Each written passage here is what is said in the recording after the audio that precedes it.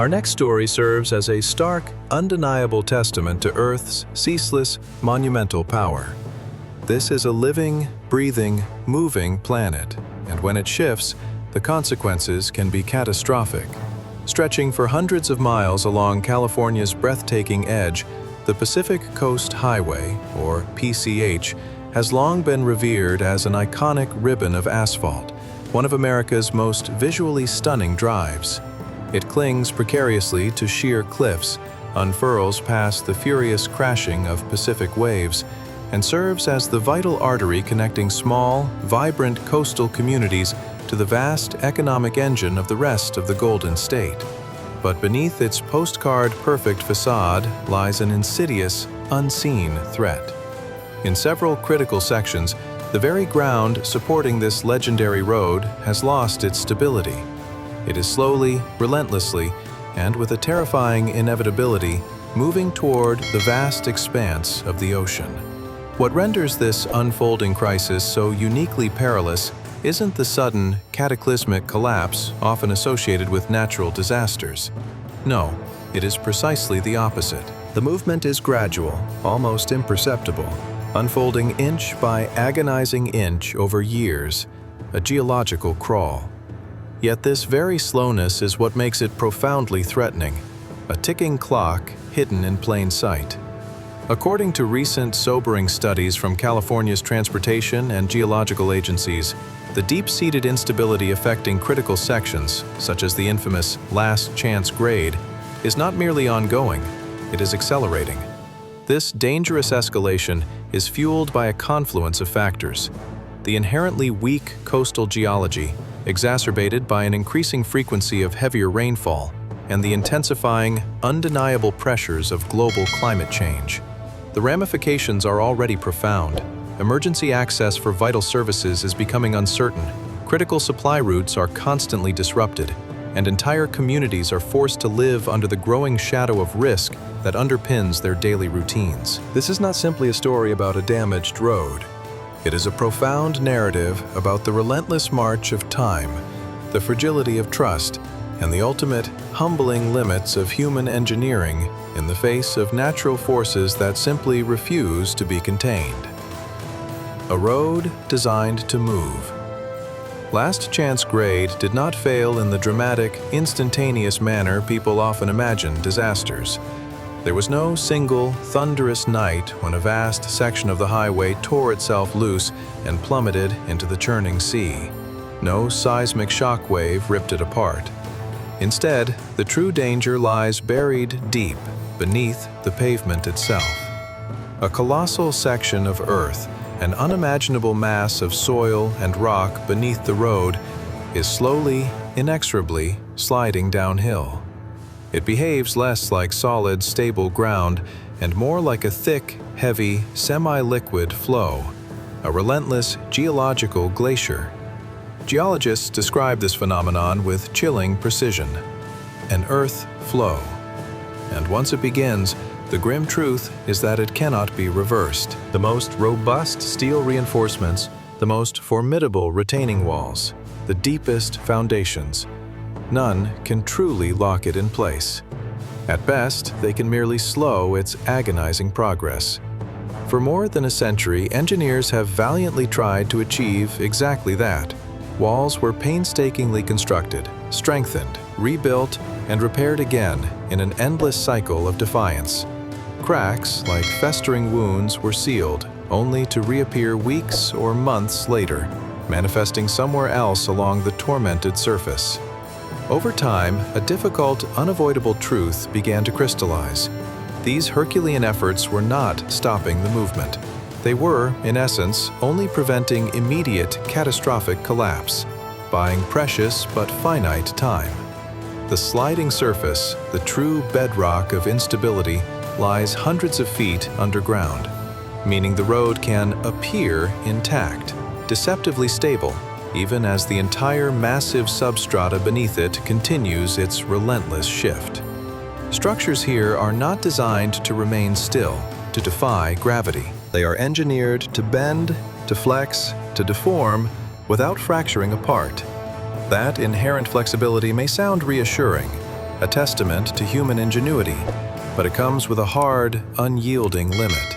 Every structure, no matter how brilliantly conceived, has a lifespan. Steel fatigues, concrete inevitably cracks, and when one critical component finally fails beyond repair, the resulting chain reaction could unfold with a terrifying speed that far outpaces the response capabilities of even the most dedicated crews. California's coast has already offered us chilling previews of what happens when this delicate, precarious balance finally breaks.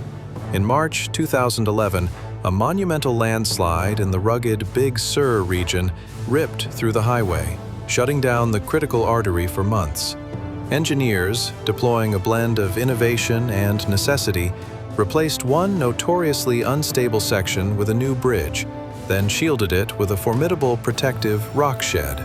A temporary victory, a fragile reprieve. But the land, it seems, has a memory. In May 2017, the Mud Creek Slide unleashed its full fury, burying nearly a third of a mile of the iconic highway under an astonishing 40 feet of debris. More than 6 million cubic yards of earth moved in a single cataclysmic event, a volume vast enough to fill hundreds of Olympic-sized swimming pools. The sheer force of the slide literally pushed the coastline outward, creating entirely new land where the Pacific Ocean had previously reigned supreme, a stark redefinition of geography. The winter storms of early 2023, relentless and unforgiving, triggered yet another devastating wave of landslides, forcing the complete closure of nearly 40 miles of highway. In some locations, the damage became so frequent, so persistent, that the state, facing an unsustainable battle, made the agonizing decision to abandon entire sections, rerouting traffic rather than continuing the Sisyphean task of endless repairs. Each event followed the same terrifying, predictable pattern. Torrential rains saturated already unstable slopes. The ground inevitably gave way, roads closed, communities were instantly cut off from the outside world, and once the repairs were finally completed, the underlying risk quietly, malevolently returned. These disasters are not isolated incidents. They are recurring, visceral reminders that along California's geologically active coast, the very land itself is still in motion, a force far beyond human mastery. For the resilient people living north of Last Chance Grade, this highway is far from a mere scenic luxury. It is their absolute lifeline. Schools, hospitals, grocery stores, vital jobs, the entire fabric of daily existence depends entirely on its continuous operation. When the road remains open, daily life, though shadowed, feels somewhat normal. But when it closes, everything slows to a crawl, then begins to fracture, threatening to shatter.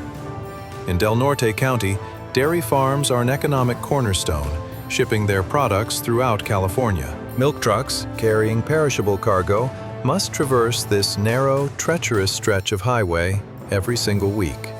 When the road shuts down, those trucks are forced onto detours hundreds of miles long, adding countless hours to each trip and sharply increasing already tight operational costs.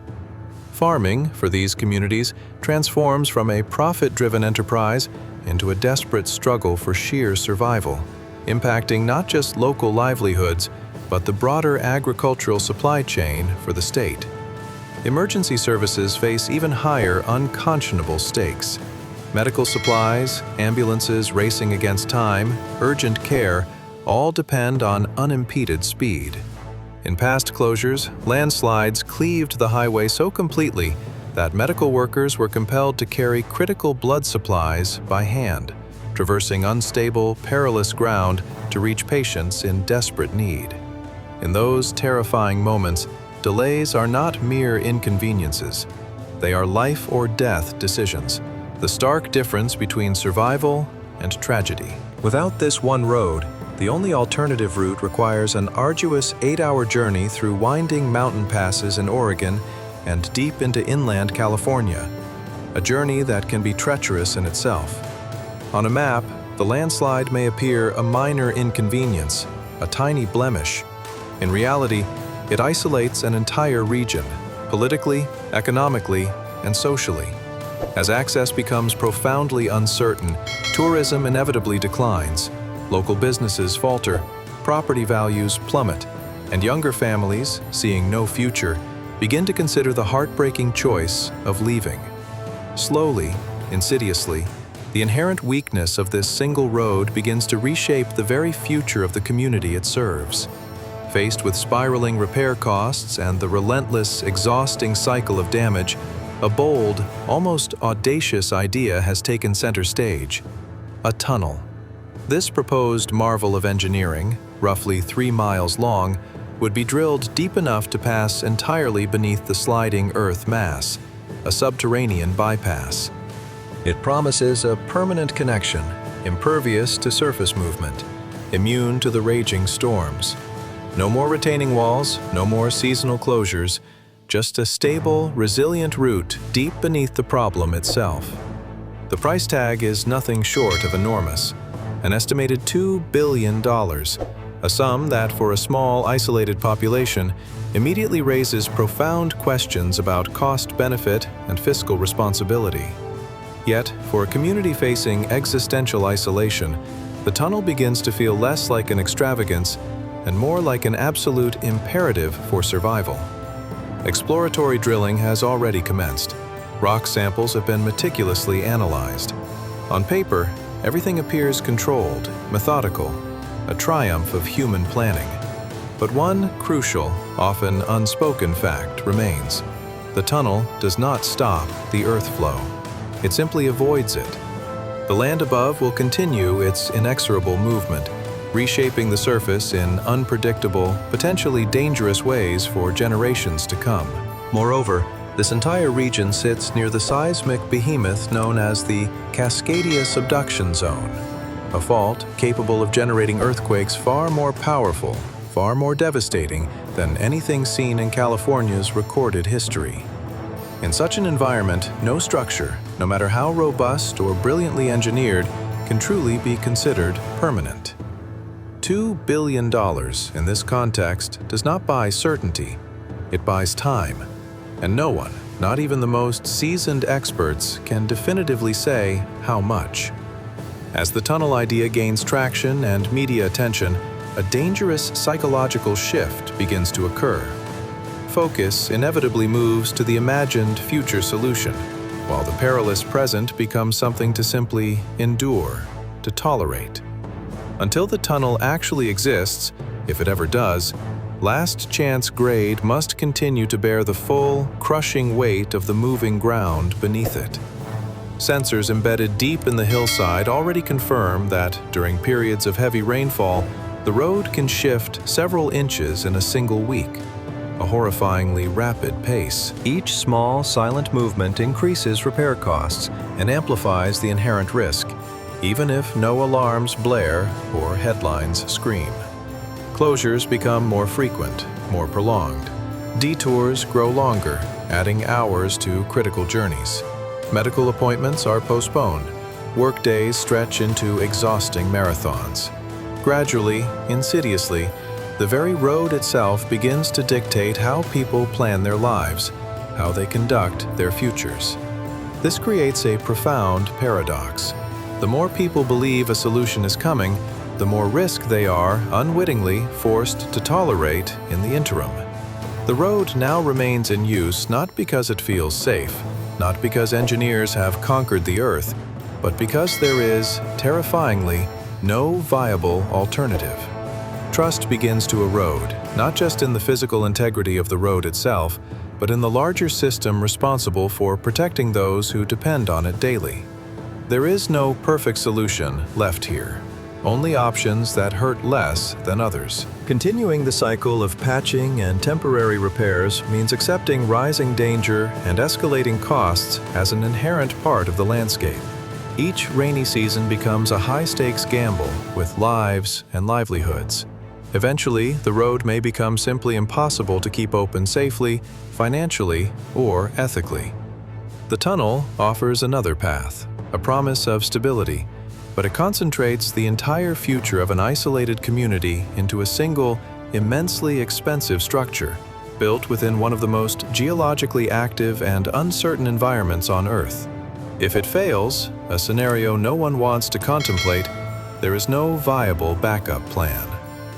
There is also a third option, one rarely spoken aloud, steeped in a grim but necessary realism: planned retreat. This entails accepting that some places, some communities, simply cannot remain as they are, that humanity cannot indefinitely resist the Earth's immutable forces. It means strategically relocating services, fostering entirely new economic paths, and helping residents move if they choose to, facilitating their transition away from the danger zone. This option carries profound cultural, economic, and psychological costs that are infinitely harder to measure and quantify than construction budgets. What makes the ultimate decision even heavier is who makes it. Not the engineers on site, wrestling daily with the Earth, not the residents driving the perilous road, but often officials far removed, physically and emotionally, from where the ground is literally moving beneath their feet. Last Chance Grade has transcended its identity as a mere highway. It has become a profound mirror, reflecting how modern society confronts the fundamental limits it cannot fully control. There is no sudden disaster here, only a slow, persistent geological process that forces agonizing questions. Should California gamble billions on a tunnel that, at best, may only buy a finite amount of time?